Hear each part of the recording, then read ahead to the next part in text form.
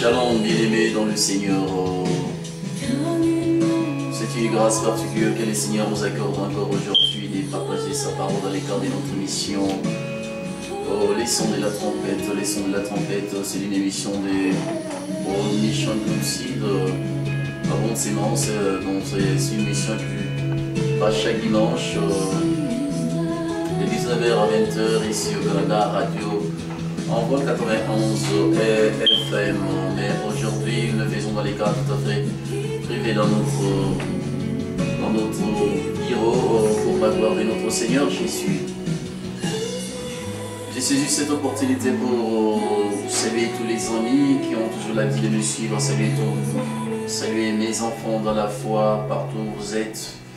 Que le Seigneur des gloires vous bénisse. Je salue tous nos frères et sœurs dans le Seigneur de l'Allemagne où on était dernièrement pour la gloire de Dieu, la Belgique, la France, l'Australie, partout où vous êtes, les États-Unis. Nous saluons tous nos partenaires dans les noms glorieux de notre Seigneur Jésus. Nous savons que le Seigneur, il est bon, il est merveilleux. La Bible me dit qu'il est le même hier, aujourd'hui, éternellement. Il ne change jamais, il n'a jamais changé. Il était, il sera d'éternité en éternité. Il demeure le Seigneur des gloires. L'incomparable, l'imbattable, l'invincible, l'homme le plus beau parmi 10 000. C'est notre Seigneur des gloires que nous célébrons, que nous prêchons, que nous magnifions, que nous sanctifions. Dit le Seigneur. Je salue Pasteur Célestin en Allemagne, que Dieu des gloires soit avec vous. Je salue Pas José, je salue tout le monde qui m'ont soutenu pendant ma tournée européenne. Que Dieu des grâces soit avec vous. Aujourd'hui, je voudrais partager avec vous quelque chose dans la parole de Dieu sur un thème. Quel genre d'homme êtes-vous? Quel genre d'homme êtes-vous? C'est ça notre exhortation d'aujourd'hui que nous allons partager. Quel genre d'homme êtes-vous? Quel genre de serviteur êtes-vous? Nous allons lire dans le livre de Daniel. Avant de lire le livre de Daniel, j'essaie de lui présenter notre ministère. Ici, nous sommes au Canada, Winnipeg, là où se trouve notre bureau international, notre ministère. Dieu nous a appelés pour les nations, Dieu nous a appelés pour les mondes. Nous prêchons l'évangile dans les mondes, notre vision c'est pour les mondes. Dans tous les continents, nous prêchons l'évangile parce que Jésus a dit, je vous envoie. Allez prêcher la bonne nouvelle à toute la création. C'est ça la mission que nous avons reçue de la part de notre Seigneur des gloires. C'est ça la mission que nous avons reçue de la part de notre Seigneur des gloires. Il nous a dit, il nous a donné la mission, il nous a mandaté de prêcher l'évangile, de proclamer ça, la Seigneurie de Jésus-Christ dans toutes les nations. C'est ainsi que par la grâce de Dieu, nous forçons de proclamer l'évangile dans tout les continents. Nous croyons que par la grâce de Dieu, nous arriverons. Que Dieu vous bénisse. Je sais que ce soir, le Seigneur a un message particulier pour vous, mon frère, pour vous, ma sœur. Nous sommes plantés ici à Winnipeg, notre ministère. Ça fait longtemps que ce ministère existe, ce ministère a vu le jour, le 24 avril 1990 à Kinshasa, capitale de la République démocratique du Congo. Nous sommes ici au Canada, nous pensons que par la grâce de Dieu, le ministère va s'installer dans plusieurs pays, selon la vision que le Seigneur nous a confiée. Aujourd'hui, nous allons partager la parole de Dieu dans le livre de Daniel. Nous sommes dans le livre de Daniel, au chapitre 3. Le thème de notre exhortation de ce soir, c'est quel genre d'homme êtes-vous? Quel genre de serviteur êtes-vous? Quel genre d'homme êtes-vous? Nous sommes dans le livre de Daniel, chapitre 3. Nous lisons par la grâce de Dieu. Nous commençons par le premier verset. Le roi Nebuchadnezzar fit faire une statue d'or de 30 mètres de haut et de 3 mètres de large. Il la fit ériger dans la plaine de Dura, dans la province de Babylone. Puis il convoqua les satrapes, le préfet, les gouverneurs, les conseillers, les trésoriers, le juriste, le magistrat et tous les dirigeants des provinces pour l'inauguration de la statue qu'il avait dressée. Dans d'autres versions, on a qui l'avait élevée. Alors les satrapes, le préfet, les gouverneurs, les conseillers, les trésoriers, les juristes, le magistrat et tous les dirigeants des provinces s'assemblèrent pour l'inauguration de la statue que le roi Constant avait érigée. Puis c'est un air de vous face à la statue élevée par le roi. Et Néron proclama à voix forte à vos peuples, nations et hommes de toutes langues, on vous fait savoir comment vous entendre les sons du corps, du fibre, de la cithare, de la lyre, de la harpe, de la double flûte et de toutes sortes d'instruments de musique. Vous vous prosternerez devant la statue d'or que le roi Nebuchadnezzar a fait ériger et vous l'adorerez. Celui qui refusera de se prosterner devant elle et de l'adorer sera jeté aussitôt dans la fournaise où brille un feu ardent. Je sais que vous êtes lecteur de la Bible, bien-aimé. Je saute un peu quelques versets, je prends un verset, mais à la maison où vous êtes, par la grâce de Dieu, et si le Seigneur vous donne l'opportunité, les temps, vous pouvez lire tout le chapitre 3 et vous allez comprendre ce que le Seigneur qu'est-ce qui s'est passé en réalité. Bon, je prends un dernier verset.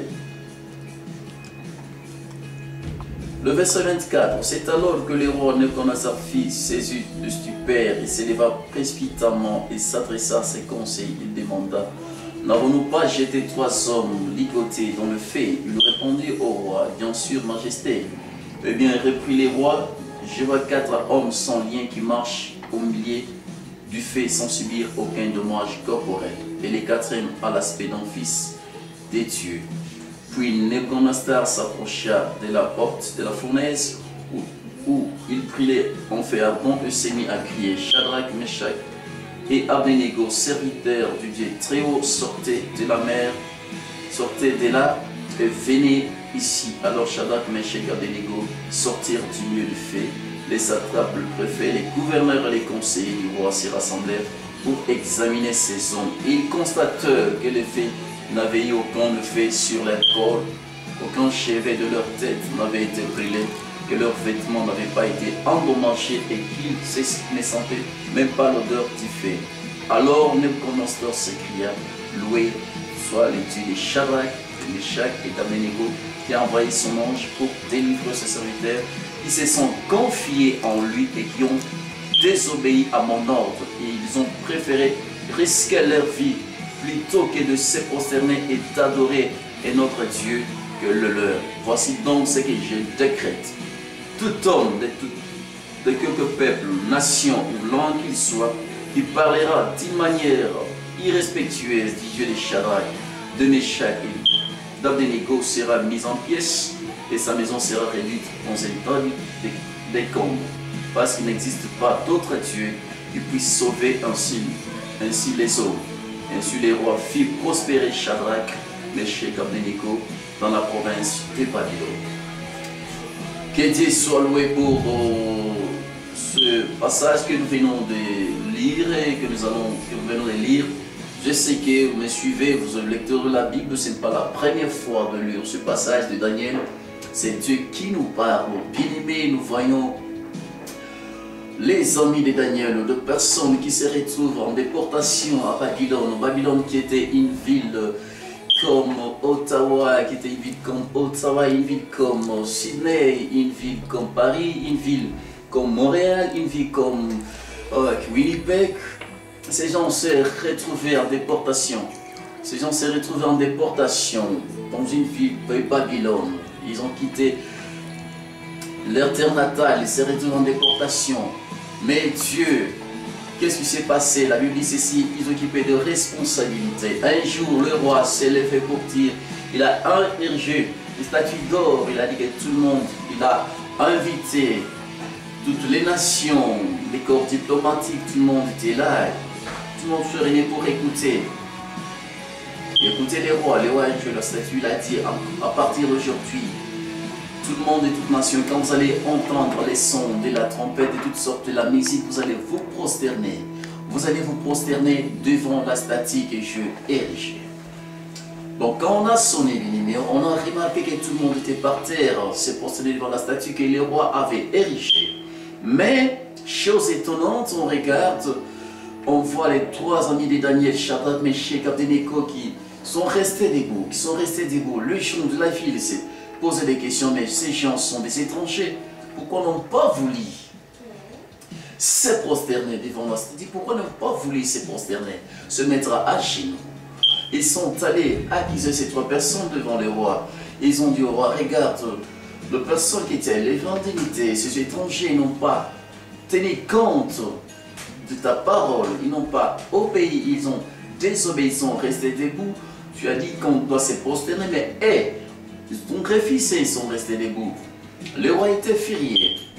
Le roi est arrivé, il a commencé à parler avec eux. Alors le roi a ordonné qu'on puisse civiliser la parole de Dieu, qu'on puisse ordonner qu'on puisse encore chauffer la fournaise. La fournaise était encore chauffée. On a soulevé la fournaise, il a demandé à ces trois personnes d'être prêts. Et si quand sont la musique, ils vont se prosterner. Mais Dieu est un Dieu merveilleux. La Bible dit ceci, Shadrach, ces gens étaient courageux. Ils ont répondu au roi, écoute au roi, nous ne pouvons pas nous prosterner devant un autre Dieu, nous ne pouvons pas nous prosterner devant un Dieu étranger. Nous connaissons notre Dieu. C'est un Dieu jaloux, c'est un Dieu véritable, le grand Dieu, le Seigneur des Seigneurs, le roi des rois, le maître des maîtres, le maître des temps, des circonstances, celui qui ferme, personne ne peut ouvrir, celui qui ouvre, personne ne peut fermer. Et nous ne pouvons pas nous prosterner parce que toi tu nous ordonnes de nous prosterner devant la statue. Nous ne le ferons jamais, nous acceptons de mourir. Nous acceptons d'entrer dans la fournaise à cause de ces dieux-là. Mais nous savons une chose, c'est Dieu laquelle nous servons, il est capable de nous délivrer, il est capable de faire quelque chose. La Bible déclare, ces gens étaient liés, ils étaient ligotés et jetés dans le feu. Jetés dans le feu, quand ils ont tombé dans la fournaise, la Bible dit ceci, les rois étaient là, les gens attendaient leur mort, leurs ennemis attendaient leur mort, les rois attendaient leur mort, mais les rois étaient curieux de voir que ces trois personnes chantaient, sautaient dans la fournaise. Mais il ne te passait, le roi a remarqué quelque chose, qu'il y avait une quatrième personne, et ces quatrième personnes ressemblaient à Dieu. Il a dit que je vois, on a jeté trois personnes, mais je ne vois pas. Au lieu de voir trois, je vois quatre personnes. Et la quatrième personne, je vois que c'est Dieu lui-même. Si nous lisons le verset, le roi dit ceci.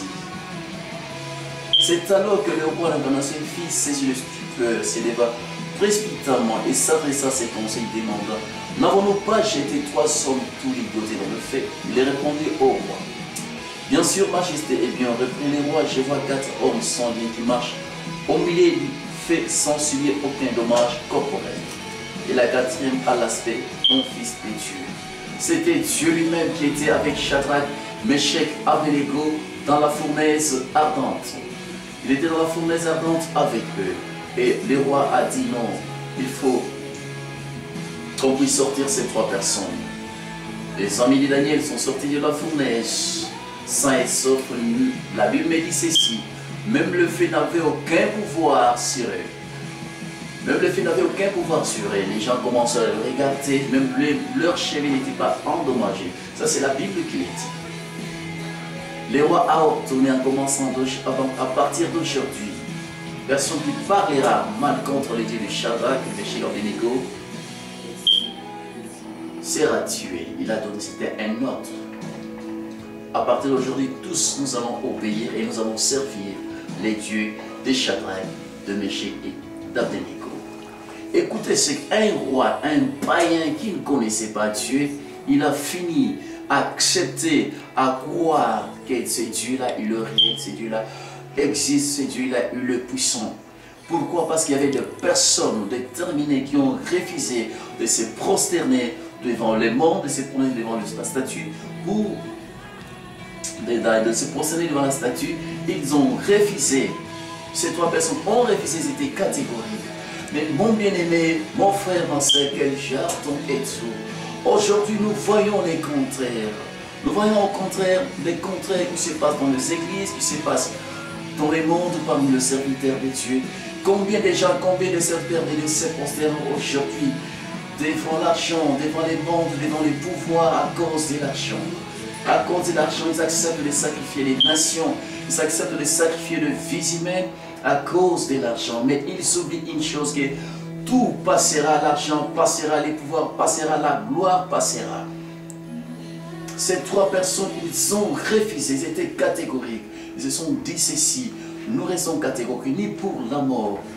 Même pour la mort, nous acceptons de mourir à cause de Jésus, à cause de notre Seigneur. Mais nous savons, même à la dernière minute, cet homme-là, il est capable d'intervenir dans notre vie, il est capable de résoudre notre problème, il est capable de trancher notre situation. Ils ont refusé. Ils étaient catégoriques. Ils étaient catégoriques. Mais la plupart des temps, aujourd'hui, nous voyons que les mondes, la Bible dit ceci, j'ai placé l'Église dans les mondes pour confondre les mondes, mais aujourd'hui, c'est les mondes qui vivent dans... Aujourd'hui, c'est les mondes qu'on retrouve dans l'Église. On retrouve les pasteurs païens, les apôtres païens, les prophètes païens, qui n'ont pas la grande de Dieu. Aujourd'hui, c'est la confusion la plus totale. Qui est chrétien, qui n'est pas chrétien, qui est enfant de Dieu, qui n'est pas enfant de Dieu. Mais la Bible, si nous lisons la parole de Dieu, la Bible dit ceci, on reconnaît l'arbre par ses fruits. On reconnaît l'arbre par ses fruits. Combien de serviteurs de Dieu aujourd'hui sont en train d'hypothéquer le ministère à cause de l'argent, sont en train d'hypothéquer les ministères à cause du matériel, sont en train d'hypothéquer les ministères aujourd'hui à cause des femmes, sont en train d'hypothéquer le ministère aujourd'hui à cause des choses périssables. À cause des choses périssables. Ils acceptent d'hypothéquer le ministère. Bien-aimé, souviens-toi de l'appel que tu avais reçu de la part de Dieu. Souviens-toi là où le Seigneur t'avait ramassé. Souviens-toi de ce Seigneur-là, ce qu'il a fait avec toi et ce qu'il est capable de faire encore. Mais même s'il y a des circonstances, même s'il y a des problèmes, même s'il y a des persécutions qui se présentent devant toi, tu n'as pas le droit d'abandonner le Seigneur, tu n'as pas le droit de régner le Seigneur. Reste ferme, marche avec lui. Même à la dernière minute, c'est Dieu-là s'élèvera pour défendre ta cause. Même si les mondes se lèvent, même si les diables s'élèvent, même si la persécution se lève contre toi, c'est Dieu-là est avec toi, il ne t'abandonnera jamais. Ne te prosterne jamais devant les mondes à cause de l'argent. Ne te prosterne jamais. Plusieurs ont abandonné, plusieurs serviteurs aujourd'hui ont abandonné la bonne voie pour aller chercher d'autres choses, chercher des fétiches, chercher des fétiches, associer Dieu et Belzébuth à cause des succès, à cause de la gloire, parce que le ministère de telle personne avance, mon ministère n'avance pas, mon ministère n'avance pas, il n'y a pas de membres dans mon église, c'est pourquoi je dois aller chercher, au lieu de chercher Dieu, au lieu d'entrer dans la prière, s'il y a quelque chose qui ne marche pas, il faut chercher Dieu, mais au lieu d'aller chercher les marabouts, chercher les cris pour faire tomber les gens, tu cherches le succès dans le ministère, mais c'est Jésus qui donne le succès.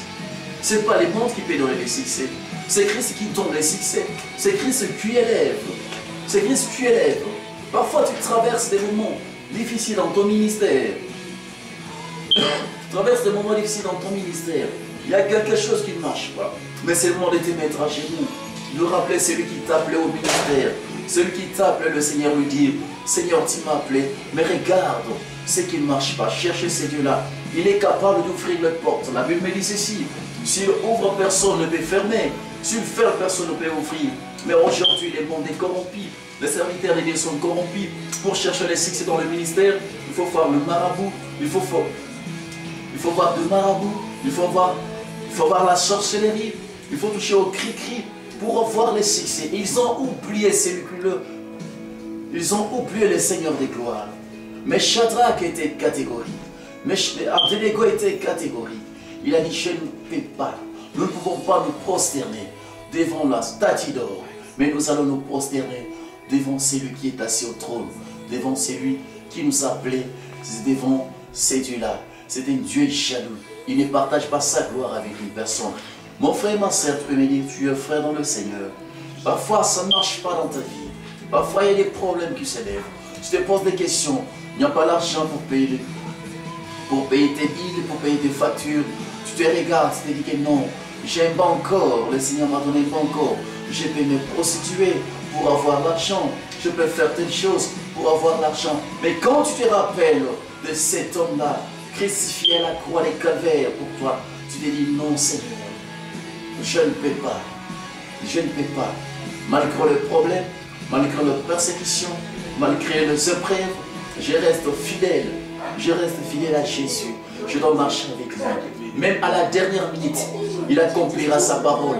Même à la dernière minute, il accomplira sa parole. Même à la dernière minute, Dieu agira. Même à la dernière minute, le Seigneur agira dans ma vie. Ce Dieu-là est fidèle. Dieu ne change pas. Dieu ne change pas. Dieu ne change pas, il est fidèle. Dieu ne change pas, il est fidèle. Il est le fidèle des fidèles. La Bible dit ceci.